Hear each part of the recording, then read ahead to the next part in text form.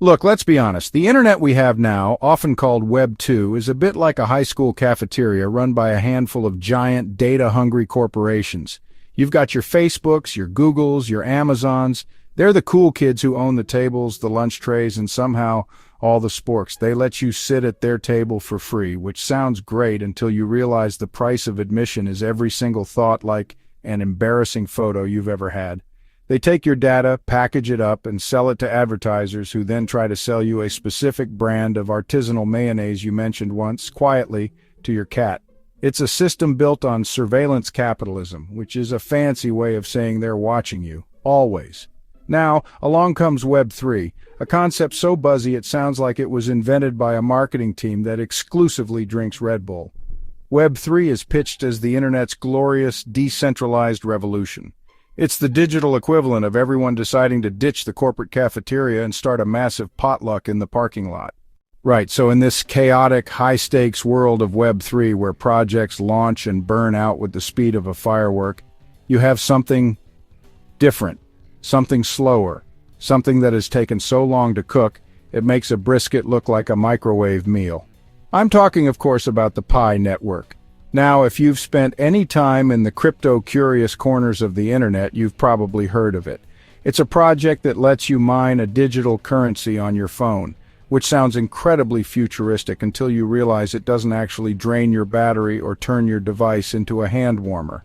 The mining is, in essence, a daily check-in, a simple tap of a button to prove you're a real engaged human.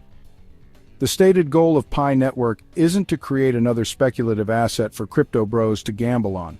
No, its mission, according to its founders from Stanford University, is far more ambitious and, frankly, far more pedestrian.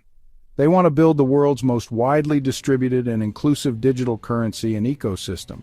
They're not trying to be the fastest or the flashiest. They're trying to be the biggest, not in market value, but in the sheer number of people involved. They are playing the long game. A strategy so patient it's almost suspicious in a world that demands instant gratification. It's the tortoise in a race filled with meth-fueled hares.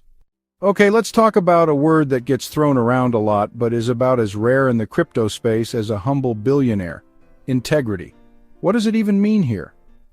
In the context of Web 3 and projects like Pi Network, integrity isn't just about not lying or stealing, though that's a depressingly low bar that many projects still manage to trip over. Integrity is about consistency between what a project says it is and what it actually does. Think of it like a restaurant. A restaurant with integrity has an open kitchen where you can see the chefs working. They're proud of their ingredients and their process. A restaurant without integrity has a grimy locked door, and you're probably better off not knowing what goes on back there. Furthermore, integrity in a community context is about fostering an environment of trust and cooperation, not just ruthless competition. It's about building a culture where members help each other, share knowledge, and work toward a common goal. A community with integrity is like a neighborhood watch program where everyone looks out for each other. The Web 3 world is fundamentally divided into two camps: projects built on hype and projects built on substance. It's a classic battle, like Ali versus Frazier, or my desire to eat a whole pizza versus my desire not to hate myself afterwards. The hype-driven projects are the ones you see plastered all over social media, often promoted by celebrities who were probably paid an obscene amount of money and couldn't explain what a blockchain is if their life depended on it. This approach is like a sugar rush. It's exciting, it's intense, and it provides a quick burst of energy. People get swept up in the FOMO, the fear of missing out. They see the price skyrocketing and they jump in, hoping to catch the wave. And when the hype dies down, as it inevitably does, and the price comes crashing back to earth, that community vanishes. They scatter like cockroaches when you turn on the kitchen light, leaving behind a trail of angry telegram messages and a useless token. On the other side, you have the projects striving for substance. These are the slow burners, the ones focused on building something genuinely useful. This is the balanced meal of the crypto world. This is the camp where Pi Network has firmly planted its flag. So what does a strong, value-driven community actually look like in practice? And what can it achieve? Well, it's not just about everyone holding hands and singing Kumbaya around a digital campfire. It's about tangible, positive outcomes that hype alone can never produce. A strong community becomes a project's biggest asset. They are the beta testers, the bug reporters, the evangelists, and the first users of the ecosystem. Consider the early days of Wikipedia. It wasn't built by a paid team of experts in a Silicon Valley office. It was built by a global community of volunteers who believed in the mission of creating a free encyclopedia for everyone. They dedicated countless hours to writing, editing, and fact-checking articles driven by a shared sense of purpose, not a paycheck. In the context of Pi Network, this principle is already in action even before the currency has a public value. The project has hosted hackathons where community developers have started building applications, or Pi apps, on its test platform. These apps range from games to marketplaces to social media platforms, all designed to one day use Pi as their native currency. This cooperative spirit also builds resilience. When a project faces challenges, and every project faces challenges, a hype-driven community will panic and flee. But a value-driven community will rally. They'll work together to find solutions, offer support, and weather the storm. All right, so you're standing at the entrance of the great, confusing bazaar that is Web3. On one side, you have a stall with flashing neon lights, a fast-talking salesman promising you a magic carpet that will fly you to the moon.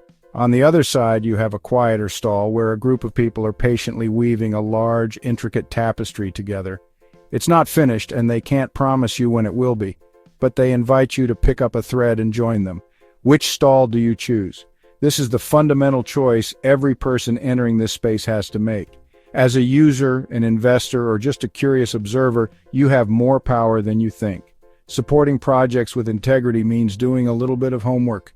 It's not as easy as just buying whatever coin is trending on Twitter. The unavoidable conclusion in all of this is as inspiring as it is terrifying. The future of the internet isn't going to be built by a handful of CEOs in Palo Alto anymore. It's going to be built by us. Yes, you and me. God help us all. The promise of decentralization is that power and responsibility are distributed. This means we can no longer be passive passengers. The success of ambitious projects like Pi Network or any other value-driven enterprise in this space hinges entirely on this principle. It depends on whether a massive global community can maintain trust, cooperation, and a shared vision over a long period. If they succeed, it could provide a powerful blueprint for how to build online nations from the ground up.